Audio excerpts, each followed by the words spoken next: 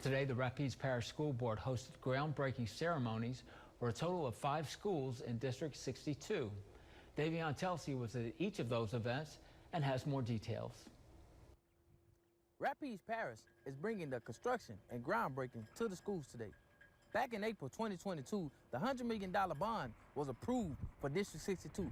The district kicked off its long-awaited construction with celebrations today.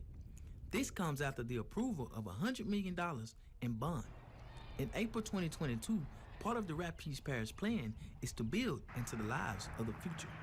The construction project aims to incorporate innovative features and technology.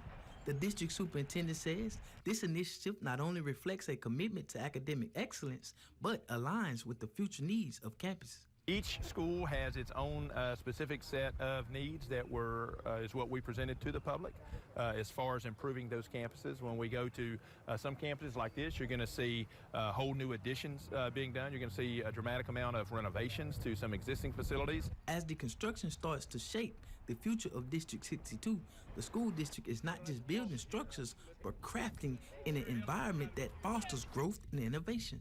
Superintendent Powell says once all the construction and renovations are done, this could bring a new sense of pride in knowing that the community is supporting the amount of work that is going into the classrooms.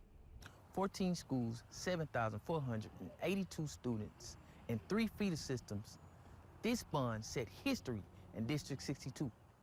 For Rapides Parish, News Channel 5, I'm Davion Telsey.